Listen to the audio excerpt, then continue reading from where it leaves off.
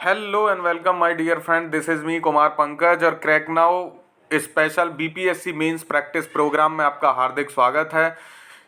आज हम लोग लाइव कॉपी चेक करने वाले हैं। जो क्वेश्चन मैंने दिया था कल आपको, भारत में विशेषकर बिहार राज्य में राजनीति में राज्यपाल की भूमिका का समालोचनात्मक परीक्षण कीजिए, अर्थात critically examine the role of governor in the state politics in India particular in Bihar. तो पर्टिकुलरली इन बिहार की बात जो हो रही थी उसमें कुछ ज़्यादा चीज़ें फेरबदल नहीं होती, बस बिहार के बारे में आपको लिखना था। बट यहाँ समस्या ये आई कि आप लोग क्वेश्चन ही नहीं समझ पाए। Most of you guys are not aware about that word which is critically examine. इस शब्द से आप लोग अवेयर नहीं हैं, समालोचनात्मक परीक्षण से आप लोग अवेयर नहीं हैं। आप लोगों की समस्या एक मुझे ये समझ में आई कि जो शब्द हैं डिस्कस, एक्सप्लेन, कॉन्क्लूड, ठीक है, इवेल्युएट, क्रिटिकली एग्जामिन, एग्जामिन, इन शब्दों से आप रूबरू नहीं हैं, ये मुझे समझ आया। इस पे मैं एक वीडियो अभी बना दूंगा शाम तक, मोस्ट प्रॉब्ली, या कल मिल जाएगी आपको वीडियो कि इन शब्दों के मायने क्या हैं। ये इंपॉर्टेंट होते हैं। जहाँ क्रिटिकली एग्जामिन लिखा हो, क्रिटिसाइज लिखा हो, या फिर कॉन्क्लूड लिखा हो यानी समालोचनात्मक परीक्षण लिखा हो, व्याख्या लिखा हो, ठीक है, व्याख्यायित करें लिखा हो, ऐसा सब कुछ लिखा रहता है। आलोचनात्मक टिप्पणी लिखें, समालोचनात्मक टिप्पणी लिखें, तो ये शब्द जो हैं ये आना होना जरूरी है, क्योंकि इनके मायने के अनुसार क्वेश्चन की डिमांड बदल जाती है, ठीक है, कि आपको कैसे लिखना है। तो यही समस्या रही इस आंसर में। क्या पहले हम अब क्योंकि इस क्वेश्चन की बात कर रहे हैं कि भारत में विशेषकर बिहार राज्य की राजनीति में राज्यपाल की भूमिका का समालोचनात्मक परीक्षण करना है, तो हम अब यहाँ पे क्रिटिकली एग्जामिन वर्ड को थोड़ा देख लेते हैं। बाकी इस पे फिर से बात करेंगे जब मैं इन शब्दों की व्याख्या करने की कोशिश करूंगा।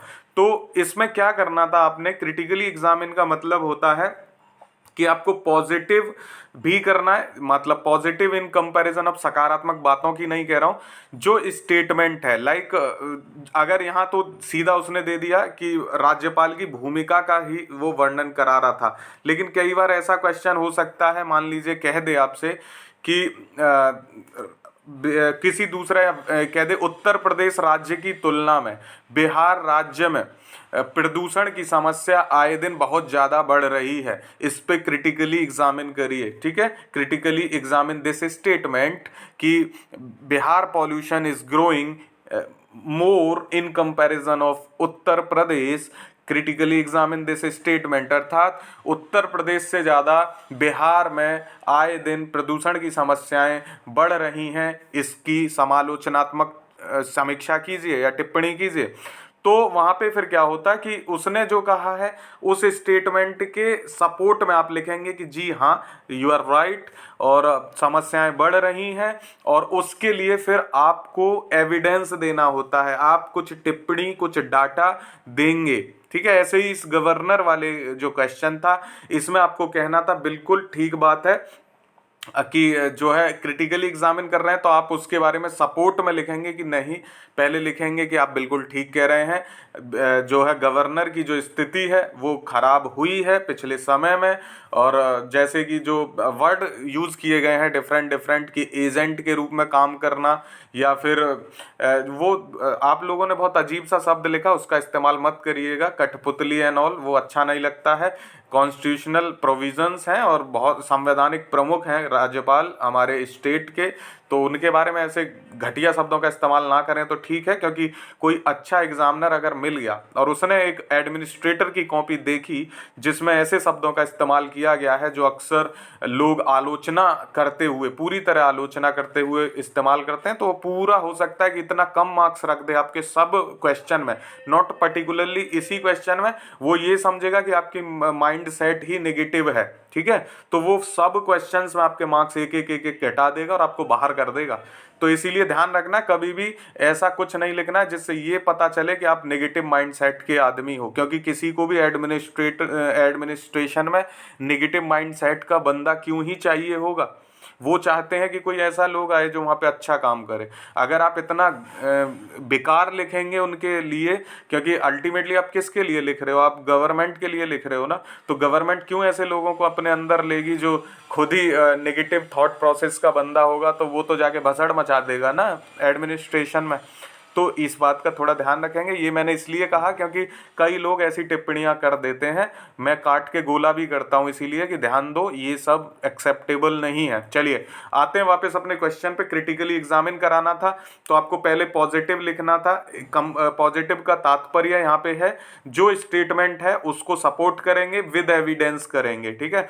बिना एविडेंस कुछ बात नहीं लिखेंगे। एविडेंस का मतलब है कि अगर प्रदूषण पे पूछ रहा है तो आप डाटा देंगे, एयर क्वालिटी इंडेक्स का डाटा देंगे, या आपने कोई रिपोर्ट पढ़ी हाल फिलहाल में उसका डाटा देंगे, तो उससे क्या है कि बात आपकी प्रूव होगी कि हाँ आप जो कह रहे हैं वो सही है, हवाई बातें नहीं कर रहे हो आप। वैसे ही गवर्नर के बारे में भी आपको आर्टिकल्स लिखने थे बहुत सारे, जो भी आपको पता है उनके संवैधानिक प्रावधान से संबंधित 153, 157, 158, 161, 163, 164 जो आपको पता है लिख सकते थे। फिर नेगेटिव लिखना था।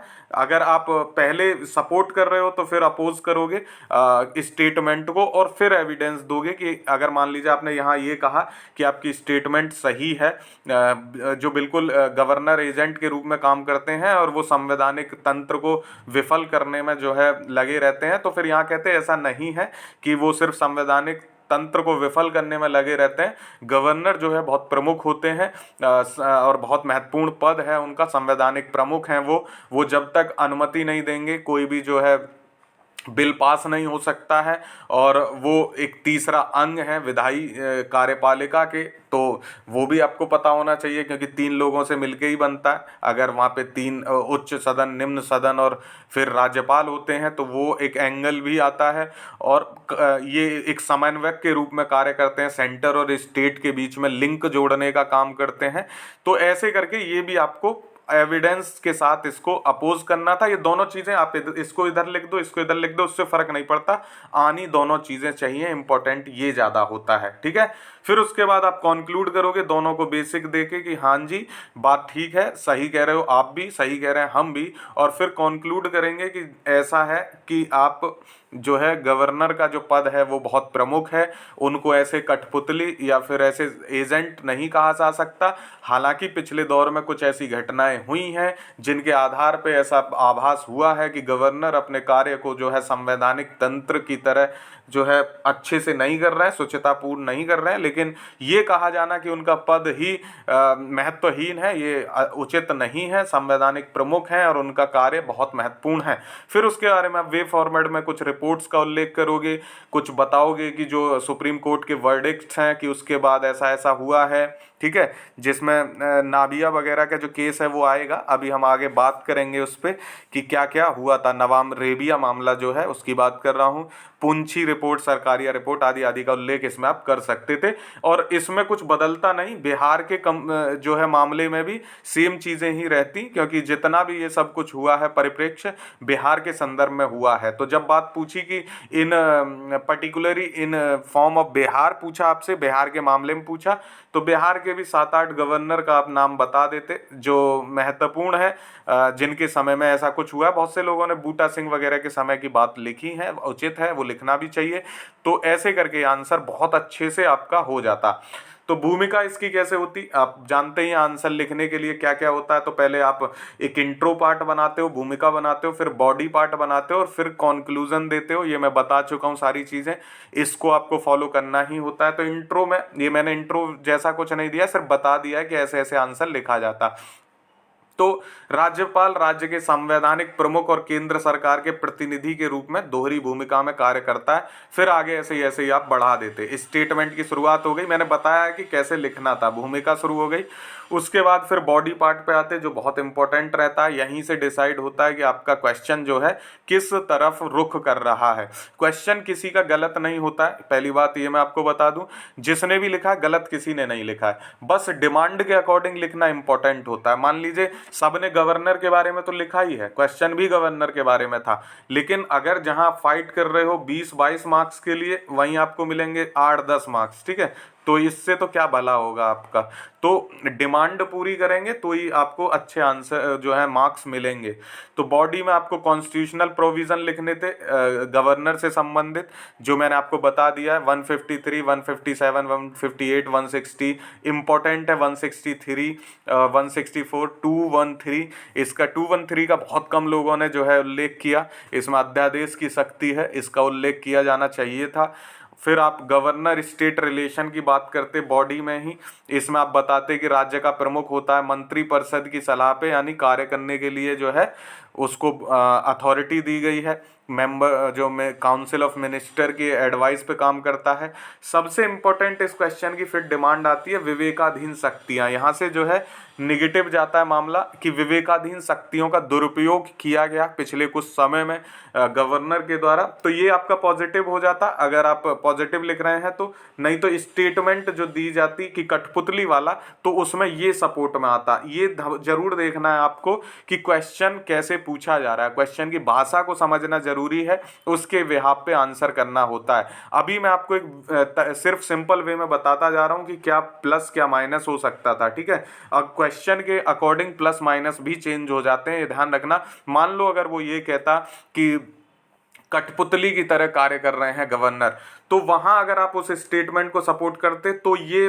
प्लस पॉइंट में चला जाता, यानी सपोर्ट में चला जाता, पॉजिटिव हो जाता उस स्टेटमेंट के रिगार्डिंग कि विवेकाधीन शक्तियों का जो है प्रयोग किया गया, तो फिर ये उसको सपोर्ट करता स्टेटमेंट को, ठीक है। ये बात आपको समझ आ रही होगी, मुझे ऐसी उम्मीद है। अगर ये भी समझ नहीं आ रहा है तब तो भगवान मालिक है फिर।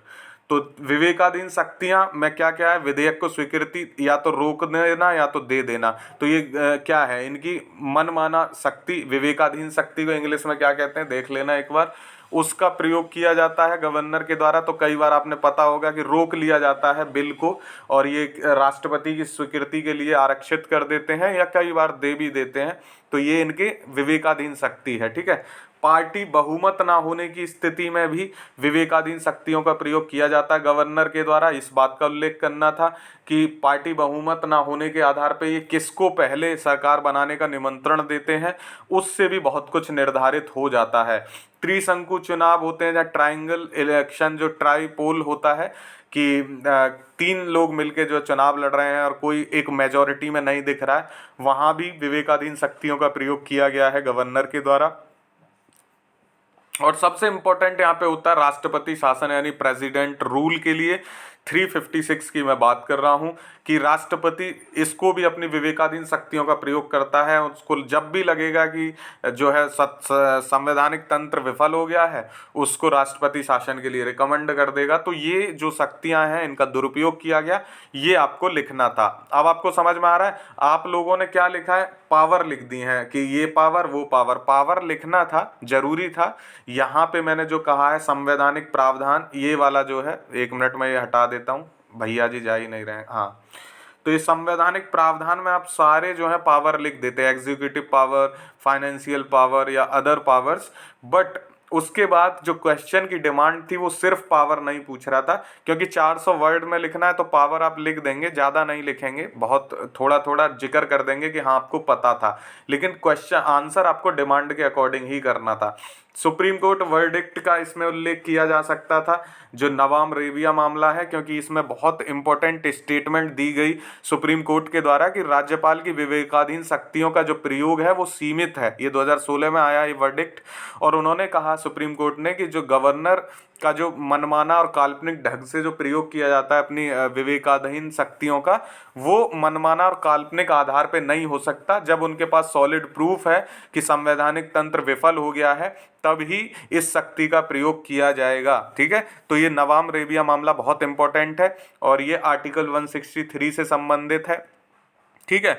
और सुधार रिपोर्ट भी यहाँ पे आप उल्लेख कर सकते थे, ठीक है। सुधार रिपोर्ट में पुंछी की रिपोर्ट बहुत है, पुंछी आयोग, और इसमें ARC की रिपोर्ट भी है, एडमिनिस्ट्रेटिव रिफॉर्म कमीशन जो बनता है, यानी प्रशासनिक सुधार आयोग, उसकी भी रिपोर्ट है। बट पुंछी की बहुत इंपॉर्टेंट है, क्योंकि इन्होंने कहा था कि राज्यपाल पर भी महाभियोग यानी इम्पीचमेंट का जो है लगना चाहिए, इम्पीचमेंट का प्रावधान होना चाहिए गवर्नर पे, इसका उल्लेख कर सकते थे। और इन्होंने कहा 356 और 357 आर्टिकल में संशोधन होना चाहिए।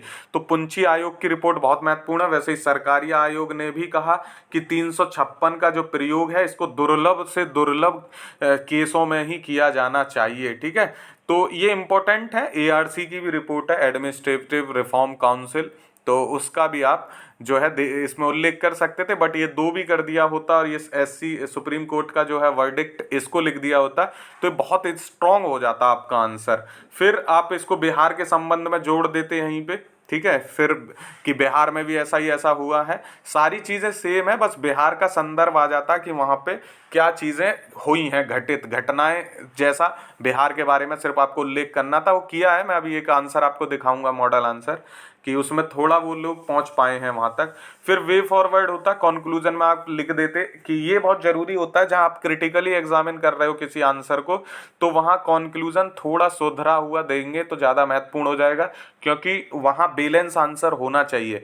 ठीक है, क्योंकि आप नेगेटिव पॉजिटिव दोनों लिख रहे हो और आपका रुझान किधर है ये निर्धारित करता है आपका कॉन्क्लूजन। ठीक है, तो ये कॉन्क्लूजन बहुत अच्छा होना चाहिए, एग्जामिनर आपको यहाँ पकड़ लेगा कॉन्क्लूजन में अगर आपने एक तरफा जो है कॉन्क्लूड कर दिया। तो इसमें आप लिख सकते थे कि संघवाद का सुदृढ़ीकरण यानी फेडरलिज्म को स्ट्रॉन्ग करने के लिए जो इंटर स्टेट जो है काउंसिल है यानी अंतरराज्य परिषद है उनको स्ट्रॉन्ग किया जाए, राज्यसभा को और शक्तियां दी जाएं यानी अपर हाउस को और स्ट्रॉन्ग किया जाए, और ये राज्यपाल के ऑल्टरनेट के रूप में काम करें इंटर स्टेट काउंसिल और राज्यसभा। तो उससे क्या होगा कि जो गवर्नर जो बहुत ज़्यादा दुरुपयोग कर पाते हैं शक्तियों का वो नहीं होगा। तो ये क्या है ना कि एक आपने सोल्यूशन दिया बहुत बेहतर, तो इससे एग्जामिनर खुश हो जाएगा, एकदम कुर्सी पे बैठ जाएगा ऊपर कि वाह वाह मिल गया मुझे, यूरेका यूरेका। ठीक है, चलिए, राज्यपाल नियुक्ति पद्धति में सुधार किया जा सकता है कि राज्यपाल की जो नियुक्ति होती है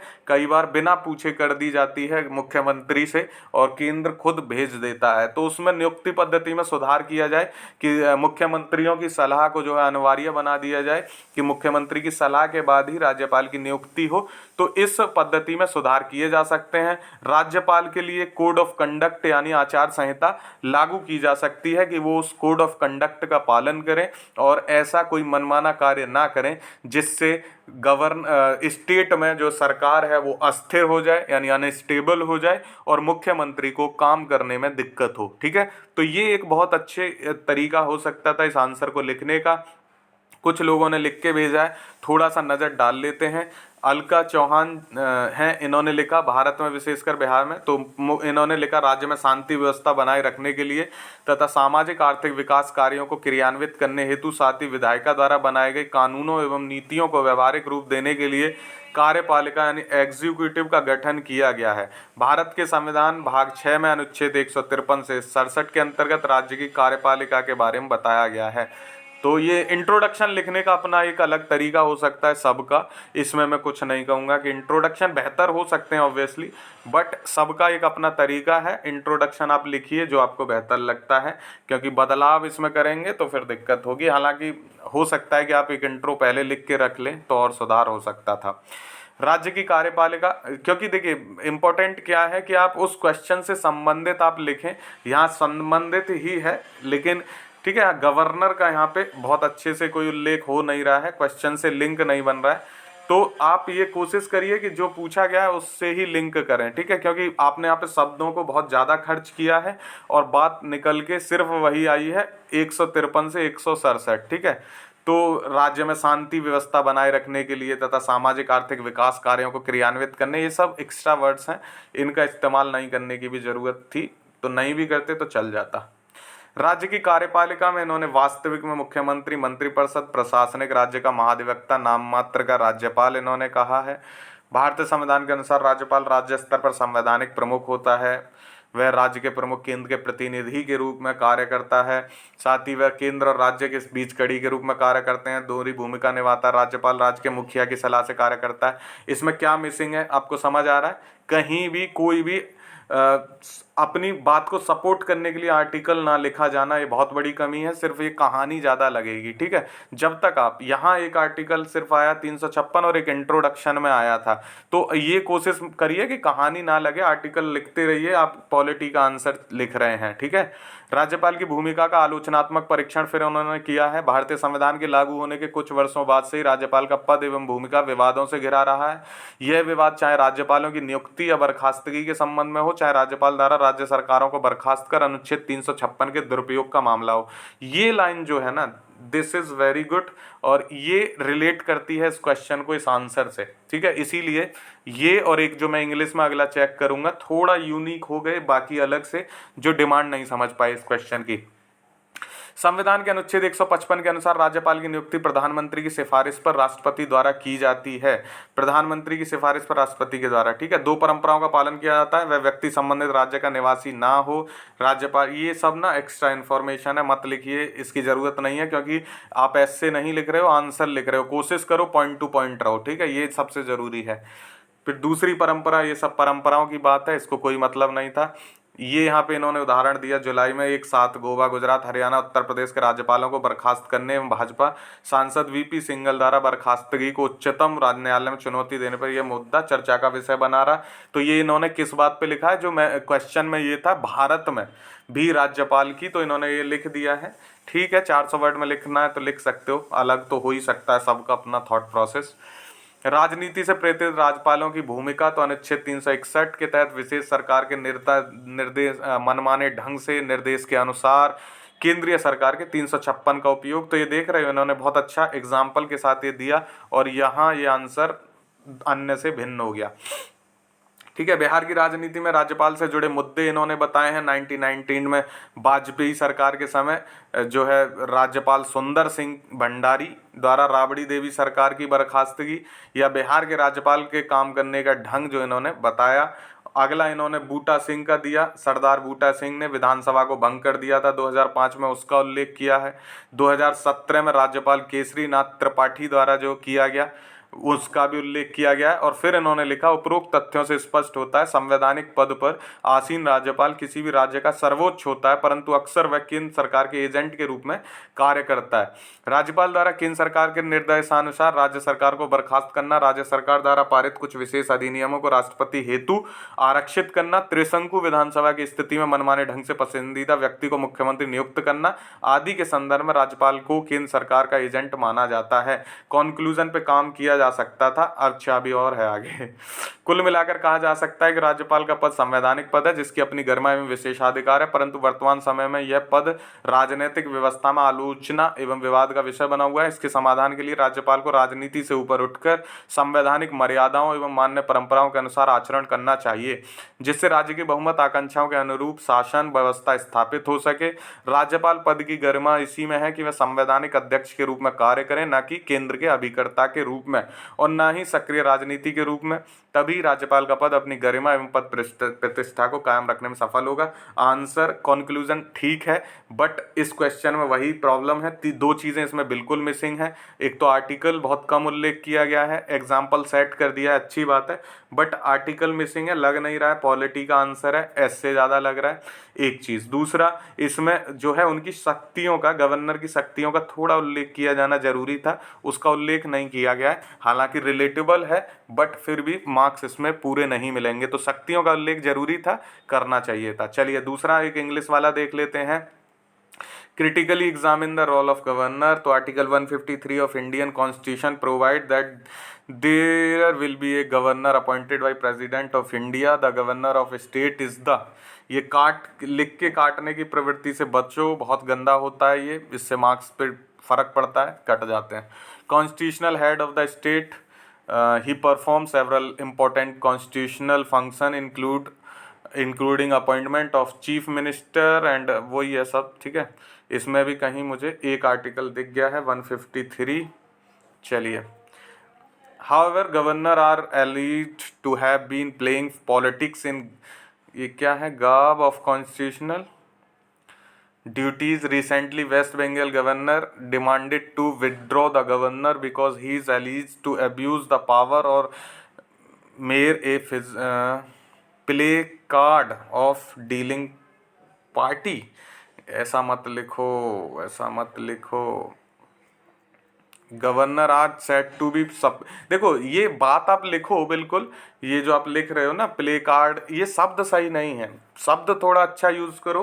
बिल्कुल क्वेश्चन की डिमांड यही है कि आप बताओ कि कमियां क्या हैं, लेकिन थोड़े शब्दों का इस्तेमाल सही करो, क्योंकि ये ना फिर ये लगता नहीं है कि एक एडमिनिस्ट्रेटर ये सब लिख रहा है। ठीक है, तो आ जाते हैं वापस अपने चीज़ पे जो हम ढूंढ रहे थे। तो इन्होंने यहाँ ये लिखा है, following acts of governor has been resented, जो किया है, sending adverse report to the president. ठीक है, ये अच्छा पॉइंट है। Appointing chief minister of a preferred politician party, ठीक बात है। Reserve the bill to harass the rival politics party and administrative interference in to day proceedings, ये भी अच्छी बात है। Some constitutional provision of governor, इन्होंने यहाँ दिया है प्रेसिडेंट के बारे में आर्टिकल वगैरह। Role of governor in Bihar politics is has been always controversial, mainly due to the fact that state has nearly always been governed by a different party than the ruling one. In this background, the decision taken by governor has been always suspicious and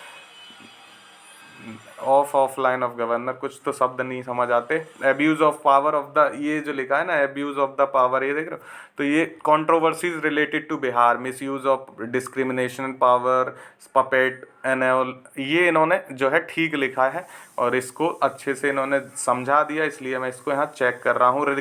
recommendation भी इन्होंने दी Punchhi commission की, Sarkaria commission की। ठीक है, तो एक answer जो उस फॉर्मेट पे था एटलीस्ट, ये इन्होंने ये राबिया वाला जो है जजमेंट भी सुप्रीम कोर्ट का दिया है। वे फॉरवर्ड इन्होंने फिर लिखा कि governors discretion should be only has discretion for the smooth functioning of the government, very good, बहुत अच्छी लाइन है। Strengthening of federalism in under, बहुत अच्छी लाइन है। Role of Rajya Sabha should be स्ट्रेंथन्ड, बहुत अच्छी लाइन है। Reform of appointment of governor, very good. Code of conduct, सारी बातें जो मैं अभी आपको बता रहा था हैं इस आंसर में।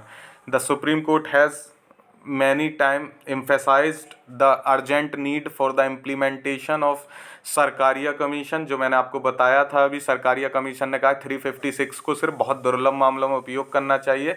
On the appointment, proper implementation of this recommendation would help in protecting the sanity of the office of the governor and also help in the smooth functioning of the state legislature। Conclusion बहुत बेहतरीन है और body भी ठीक है, बस शुरुआत में थोड़ा गड़बड़ था, कुछ वर्ड्स का इस्तेमाल ना करते तो और बेहतर हो सकता था। हैंड राइटिंग पे थोड़ा काम कर लो, शायद हो सकता है कि मुझे ही समझने में दिक्कत हो रही हो, शायद आपको लग रहा हो ठीक है, बट स्टिल काम कर लो थोड़ा, और टीचर इंटरेस्ट से पढ़ पाता है इसको।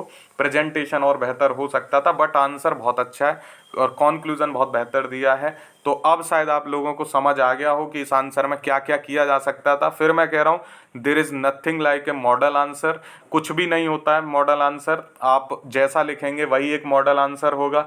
सब्जेक्टिव होता है मेंस, इसमें बस कुछ फैक्ट्स को आप कवर कर दीजिए, कुछ एक जो चीज़ें हैं जो होनी ही चाहिए, बाकी सब आपकी अपनी मर्जी से हो सकता है। तो कभी भी मॉडल आंसर दूसरों का फॉलो ना करें, मेरा भी ना करें, बस आप ये ध्यान रखें इंट्रो होना ही चाहिए, बॉडी होनी चाहिए, बॉडी में नेगेटिव पॉजिटिव होना ही चाहिए, वे फॉरवर्ड बेहतरीन होना ही चाहिए। अब उसमें बॉडी में जो क्वेश्चन की डिमांड है उसको पूरा करेंगे ही करेंगे, कॉन्क्लूजन रिलेटेबल लिखेंगे ही लिखेंगे, और ये जो इंट्रोडक्शन रिलेटेबल होगा और कॉन्क्लूजन बेहतरीन होगा। बस इतना फॉलो करिए, ये एक है जो सबके लिए समान रहता है, बाकी सब चीज़ें चेंज हो सकती हैं, इम्पोर्टेंट यही है। और बॉडी में जो है आपको लिखना ही पड़ेगा, फंक्शन लिखने ही पड़ेंगे गवर्नर के, और अगर आप क्रिटिसाइज कर रहे हो तो भी आपको एविडेंस देना होगा, आप सपोर्ट कर रहे हो तो भी एविडेंस देना होगा, ये इम्पोर्टेंट था। आज की जो लेसन है वो यही है कि always try to support with evidence और try to oppose with evidence, और आर्टिकल का उल्लेख जरूर करें। आज का समीक्षा कैसी लगी जरूर बताइए मुझे। नए हैं चैनल पे तो सब्सक्राइब कर लीजिए, और आप भी जुड़ना चाहते हैं मेंस प्रैक्टिस प्रोग्राम से तो टेलीग्राम ज्वाइन कर लीजिए, जो कि है फ्री ऑफ कॉस्ट। और thank you so much for watching. आज लंबा हो गया वीडियो, बट स्टिल आज ज़रूरी भी था। अगला वीडियो मैं बना रहा हूँ इसी शब्दों पे जो आज समस्या का कारण बने हैं। तब तक के लिए शुक्रिया, जय हिंद।